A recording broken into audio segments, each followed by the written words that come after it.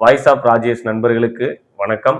இன்னைக்கு நம்ம இந்த பதிவில் என்ன பார்க்க போறோம் அப்படின்னா, சினிமா பிரமுகர் அதாவது முக்கியமான நடிகர்கள் எல்லாருமே விஜய் எதிர்த்து பேச ஆரம்பிச்சிருக்காங்க. சினிமாவில் இருக்கிற எல்லா நடிகர்களையும் சொல்லல. இந்த திமுகவுக்கு ஜால்ரா அடிக்கிற ஊப்பிகளை, அதாவது இந்த 200 ரூபாய்க்கு ஜால்ரா அடிக்கிற அந்த ஒரு சில நபர்களை பத்தி தான் பார்க்க போறோம். வாங்க வீடியோக்குள்ள போலாம். வணக்கம் நண்பர்களே, வாய்ஸ் ஆஃப் ராஜேஷ் சேனலுக்கு உங்களை வரவேற்கிறேன். Voice of Rajesh, speak truth, stay bold. நேத்து நைட்டு பெரம்பூர் தொகுதியில சத்யராஜ் டிஎம்கேக்கு ஆதரவா பிரச்சாரம் பண்றதுக்கு வந்திருக்கிறாப்ல. அதுல அவர் பேசினதுதான் எனக்கு ரொம்ப இதாகுது. என்னன்னா, விஜய் வந்துட்டு சினிமாவிலேயே இருக்கிறது தான் நல்லது, சினிமாவில் இருந்தா தான் எங்களுக்கெல்லாம் என்டர்டைன்மெண்ட் ஆள் இல்லை, எங்களுக்கெல்லாம் விஜய் ஒரு நல்ல நடிகர், டான்சர், பாடகர், அதனால ஒரு நல்ல என்டர்டைன்மெண்டான ஆளு, அவரு சினிமாவில் அவர் தொழிலை பார்த்தா தான் எங்களை மாதிரி ஆளுங்க அவரை பார்த்து ரசிக்க முடியும். அரசியலுக்கு வந்துட்டா நாங்க எப்படி அவரை ரசிக்க முடியும், நாங்க எப்படி எங்களுக்கு எப்படி என்டர்டைன்மெண்ட் கிடைக்கும், எங்களுக்கு ஒரு என்டர்டைன்மெண்ட் வேணாமா அப்படின்னு விஜயை பத்தி பேசிட்டு இருக்கிறாரு. அப்புறம் என்ன சொல்றாரு அப்படின்னா, இந்த தொகுதியில வேற யார் நிக்கிறா அப்படின்னு கேட்கிறாரு. அப்ப பக்கத்துல இருக்க டிஎம்கே கேண்டிடேட் விஜய் நிக்கிறாரு. சின்ன என்ன அப்படின்னு கேட்கிறாரு. விசில் சின்னம்னு அவர் சொல்றாரு. என்னங்க உங்களுக்கு விஷயமே தெரியல, நீங்க அப்பாவியா இருக்கிறீங்களே அப்படின்னு சொல்லிட்டு, விஜயோட சின்னம் விசில் இல்ல, பிஜேபி, உங்களுக்கு புரியவே மாட்டேங்குது அப்படின்னு சொல்லிட்டு கலாய்க்கிறாராமா, சிரிக்கணுமாமா. நாங்கெல்லாம் இந்த தொகுதியில தம்பி, எனக்கு இந்த தொகுதியில வேற யாராரு போட்டிடுறாங்க தம்பி சொல்லுங்க. அத சொன்னாரு தம்பி, விஜய் போட்டிடுறாரு. அது என்ன சின்னம்? விசில் சின்னமா? தாமரை சின்னம். என்ன நீங்க இவ்வளவு வருஷமா அரசியல் இருக்கிறீங்க? ஆளுதான் 6 அடிக்கு இருக்கிற, உனக்கு அறிவுங்கிறது கொஞ்சம் கூட இல்ல. உன்னைய பத்தி பேசுறதுக்கும் எனக்கு இதாக மாட்டேங்குது. என்னத்த பேச உன்னையெல்லாம் நல்லா யோசிச்சு பாருங்க மக்களே. சினிமாக்காரன் அழிக்கிறதுக்கு சினிமாக்காரனவே கொண்டுட்டு வந்து அவர் எப்படிப்பட்ட ஆளு அப்படின்னு நல்லா பேசின வாயெல்லாம் இன்னைக்கு அவரை ஆப்போசிட்ல ட்ரிகர் பண்ணி பேசிட்டு இருக்கிறாங்க. இதுல திமுகவுக்கு சொம்படிக்கிறாரு சத்யராஜ். விஜய் சொல்லிட்டு இருக்கிறாப்புல, 2 பேருக்கு நடுவுலதான் போட்டி, ஒன்னு டிவிக்கே இன்னொன்னு டிஎம்கேன்னு. அப்படி இல்ல, 2 பேருக்கு தான் போட்டி, ஒன்னு டிஎம்கே இன்னொன்னு டெல்லிக்கு அப்படின்னு சொல்லி இவர் பேசிட்டு இருக்கிறாரு. இனி எவ்வளவு தூரம் இவர்னால சொம்படிக்க முடியுமோ சொம்படிக்கிறாரு. எவ்வளவு கொடுத்தாங்கன்னு தெரியல, எப்படியும் 200 ரூபா தான் ஜிபே ஆகிருக்கும், பேமெண்ட் டிரான்சாக்சன் ஆகிருக்கும். நம்ம பையங்க வேற பேடிஎம்னு இந்த அண்டாவை கலாச்சிட்டு இருக்கிறாங்களா, அந்த மாதிரி இனி சத்யராஜையும் பேடிஎம்ங்கணும். நேற்று இந்த பிரச்சாரத்துக்கு வர்றதுக்கு முன்னாடி ஒரு வீடியோ ஒன்று போட்டிருக்காப்ப ஸ்டாலினை பத்தி புகழ்ந்து, ஏதோ ஸ்டாலின் வந்து ரத்தம் வேர்வையும் சிந்தி அவ்வளோ கஷ்டப்பட்டு இந்த டீலிமிட்டேஷனை கட்டுப்படுத்தின, தொகுதி வரையறை கட்டுப்படுத்தின மாதிரி, அதை நிப்பாட்டி வச்ச மாதிரி இவர் பேசி நிற்கிறாப்புல. அவர் புகழ்ந்து, பார்த்தீங்களா ஸ்டாலின் வந்துட்டு நம்மளுக்கான ஆளு, நம்ம தமிழ்நாட்டுக்கான ஆளு, ஸ்டாலின் வந்து ஒரே ஒரு குரல் தான் கொடுத்தாரு, கருப்பு சட்டையை போட்டு ஏந்தி கருப்பு பலூன் எல்லாம் விட்டு அவங்க வீட்டுல கருப்பு கொடியை ஏந்துங்க அப்படின்னாரு. அதனால டீலிமிட்டேஷனை நிப்பாட்டிட்டாங்க, தொகுதி வரையறை நிப்பாட்டி வச்சிட்டாங்க, மோடி பயந்துட்டாரு ஸ்டாலினை பார்த்து, அப்படி இப்படின்னு புகழாரம். எனக்கு இதுல அவர் ஒரு வெக்கக்கேடு. சத்யராஜ் ஸ்டாலினை புகழ்ந்து பாடுறாருங்க. ஐயோ, எனக்கு நான் சொல்லல, நீங்களும் அந்த வீடியோ பாருங்க. டீலிமிட்டேஷன், தொகுதி வரையறை அப்படிங்கிற ஒரு பேர்ல வந்து நம்மளுக்கு ஆப்படிக்கலான்னு பார்த்தாங்க. நம்ம தலைவர் அவங்களுக்கு திருப்பி ஆப்படிச்சிட்டாரு. வெற்றி மீது வெற்றி வந்து எங்களை சேரும், அதை வாங்கி தந்த பெருமை எல்லாம் உங்களை சேரும், ஸ்டாலின் உங்களை சேரும். இதே சத்யராஜ் தளபதி விஜய் அரசியல் ஆரம்பிச்சு ஃபர்ஸ்ட் மாநாடு போட்டப்ப இதே சத்யராஜ் என்ன பேசினாரு தெரியுங்களா? டிவிகேல இருந்து உங்களுக்கு ஒரு கால் வருது, ஒரு ரோலுக்கு வேணும்னு. என்ன ரோல் எதிர்பார்ப்பீங்க, நீங்க போவீங்களா? அது பெரியாருடைய கொள்கை பரப்பு செயலாளராக கேட்டு வாங்கிக்குவேன். நம்மால் தானே விஜய் தானே கேட்டா கொடுத்துருவார்.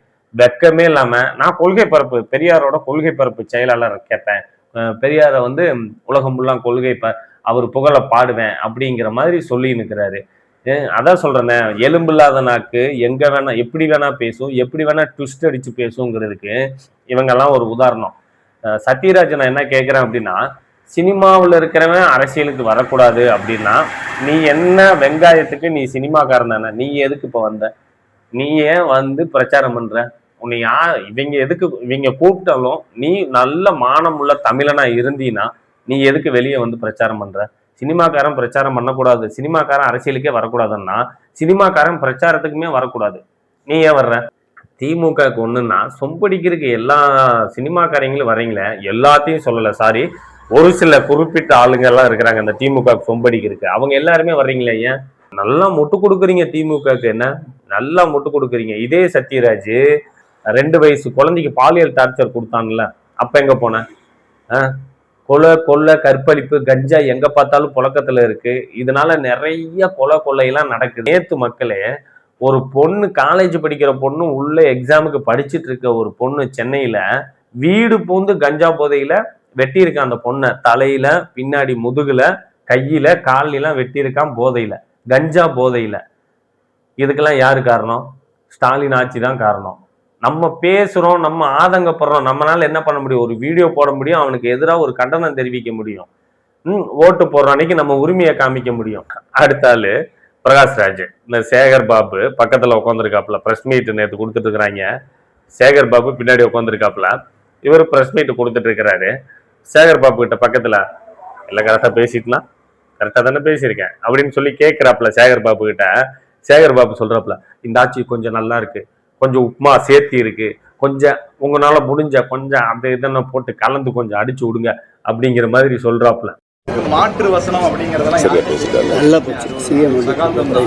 மட்டுமே தான் உண்டான நல்லா தமிழ்நாட்டு மக்கள் முட்டாளு, நம்ம என்ன சொன்னாலும் நம்பிடுவாங்க, சொல்லுங்க சொல்லுங்க அப்படின்னு சொல்லி சேகர் பாபு எடுத்து கொடுக்குறாப்புல. பிரகாஷ்ராஜ் வெக்கமே இல்லாம சொல்லி கொடுத்ததே சொல்றாப்புல.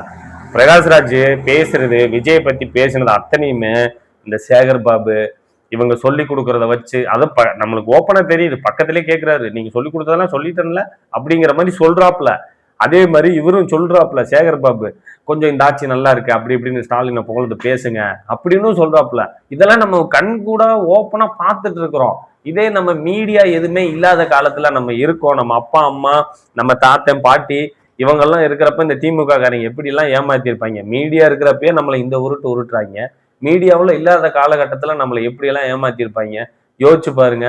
இதே சேகர் பாபு ஆட்சி நல்லா இருக்குன்னு சொல்லுங்க அப்படின்னு சொல்றவரு, தூய்மை பணியாளர்கள் ரிப்பன் பில்டிங் முன்னாடி எவ்வளவு நாள் போராடினாங்க, அவங்கள குண்டு கட்ட அடிச்சு தூக்கிட்டு போய் கலைச்சதாகட்டும், அவங்களுக்கு ஒரு நியாயத்தை கொடுக்காததாகட்டும். இதே சேகர் பாபு எங்க போனாரு? அப்போ உங்க ஆட்சி நல்லா ஆச்சுன்னு நீங்க நினைச்சிருந்தீங்கன்னா இப்ப இதை நீங்க பேச மாட்டீங்க. அடுத்தது ஒரே ஒரு ஓகே வர்றான் சொம்பத்திக்கு உள்ள வைங்கன்னு சொல்ற கதையா இந்த சாட்டை துரைமுருகன் இருக்கான்ல, அயோக்கியத்தனை 1ஆம் நம்பர் அயோக்கியம். என்ன, இந்த சாட்டை துரைமுருகன் வந்து காசு கொடுத்தா எங்கிட்டு வேணா எப்படி வேணா மர்ற பச்சோந்தி இந்த சாட்டை துரைமுருகன்.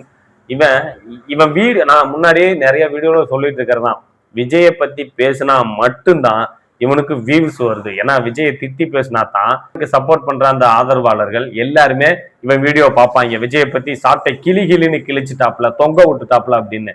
இவன்லாம் எதுக்கு உயிரோட இருக்கான்னே தெரிய மாட்டேங்குது. மானங்கட்ட பொழப்பு பொழைக்கிறதுக்கு இவங்களாம் சாட்டை துரைமுருகன் ஏன் இப்படி பண்றாப்ல? நான் என்ன கேட்கிறேன், சாட்டை துரைமுருகன் நேற்று ஒரு வீடியோ விட்டுருக்காப்ல, தலைவர் வந்து எல்லாரும் வீட்லயும் கோலம் போட சொன்னாப்ல. நம்ம கட்சி தொண்டர்கள், தோழர்கள், தோழிகள், தங்கைகள், தங்கச்சிமார்கள் எல்லாருமே என்ன பண்ணிட்டாங்க, தாய்மார்கள் எல்லாருமே அவங்கவுங்க வீட்டுல கோலம் போட ஆரம்பிச்சாங்க. ஒரு தங்கச்சி கேட்டாங்களாமா, எல்லாரும் வீட்லயும் கோலம் போட சொல்றீங்களே விஜயன்னா, உங்க வீட்டுல யாரு கோலம் போடுவா அப்படின்னு கேட்டாங்களாமா. 1ஆம் நம்பர் பிராடுகான சாட்டை திருமுருகன் வாயை திறந்தாலே பொய், உருட்டு உருட்டு உருட்டுன்னு திமுகவுக்கு முட்டு கொடுக்கறது இவன் தான். ஏன்னா திமுகவுக்கு ஆப்போசிட்டா எவனும் வந்துடக்கூடாதுன்னு சரியான முட்டு கொடுக்கறதுல அந்த சாட்டை துரைமுருகன் ஒரு ஆளு. அப்புறம் நம்ம சகோதரி ஒருத்தவங்க அவங்க வீட்டு முன்னாடி கோலம் போட்டிருக்கிறாங்க, அண்ணன் கோலம் போட சொன்னதுனால கோலம் போட்டிருக்கிறாங்க. டிஎம்கே காரங்க என்ன பண்ணியிருக்காங்க, மாநகராட்சியில சொல்லி மாநகராட்சியில இருந்து போய், ஏமா கோலத்தளிமா உங்க வீட்டு முன்னாடி கோலம், அது இந்த விசில் சிம்பிள் இதெல்லாம் போடக்கூடாதுமா, கோலத்தளிமான்னு இருக்கிறாங்க. என்னோட வீட்டு முன்னாடி இருக்கிற கோலத்தை அழிக்க சொல்றதுக்கு உங்களுக்கு என்ன ரைட்ஸ் இருக்கு? அவங்களோட வீடு, அவங்களோட வீட்டு வாசல்ல கோலம் போடுறது தடுக்கிறதுக்கு யாருக்கு உரிமை இருக்கு? எந்த அளவுக்கு பயம் இருக்கணும், எந்த அளவுக்கு அராஜகம் பண்ணணும், எந்த அளவுக்கு அட்லியும் பண்றாங்கன்னு நீங்க யோசிச்சு பாருங்க. பிரேமலதா என்ன பண்றாங்க, டிஎம்கேக்குள்ள போயிட்டு இந்த துரேந்தர் படத்துல மாதிரி வேவு பார்த்துட்டு இருக்கிறாங்கன்னு நினைக்கிறேன். டிஎம்கே பண்ண அத்தனை அட்லியும் போட்டு உடைச்சிருச்சு. ஏன்னா இதுக்கு மேல நாசுக்கோ சொல்ல முடியாதுல்ல, அதனால அந்த அம்மா ஓப்பனா சொல்லிருச்சு, நம்ம ஸ்டாலின் அண்ணன் ஆட்சியில என்ன தப்பு இருக்கு? கற்பழிப்பு, கஞ்சா, பெண்களுக்கு பாதுகாப்பு இல்லை, இதை தவிர நீங்க வேணா என்ன சொல்ல முடியும் அப்படின்னு ஓப்பனா சொல்லிருச்சு. ஸ்டாலினோட மூஞ்சி தொங்கி போச்சு. அந்த ஆளு தலையை கீழே போட்டவர் தான் அதுக்கப்புறம் தலையவே தூக்கல, இந்த அம்மா உண்மையை போட்டு உடைச்சிருச்சு அப்படின்னு. நைட்டு ஃபுல்லாக இந்த அம்மாவை என்ன பேசினாங்கன்னே தெரியல. அதுக்கு அடுத்த நாள் காலையில் இன்டர்வியூ கொடுக்குது. நான் அப்படி சொல்லவில்லை, நான் கூறியதை நீங்கள் மாற்றி திரித்து கொண்டு போடுகிறீர்கள் உங்களது நியூஸ் சேனலிலும் மீடியாக்களிலும் அப்படின்னு இந்த அம்மா முட்டு கொடுத்துக்கிட்டு இருக்குது. பேசுனதுதான், பார்த்ததுதான். அது யாருனாலையும் எங்கேயும் அழிக்கவும் முடியாது, இது பண்ணவும் முடியாது. ஓப்பனா உண்மையை சொல்லிட்டீங்க, ஆமான்ட்டு போங்க. திருப்பியா நீங்க முட்டு கொடுக்குறீங்க திமுகக்கு? Voice of Rajesh. Speak truth, stay bolt.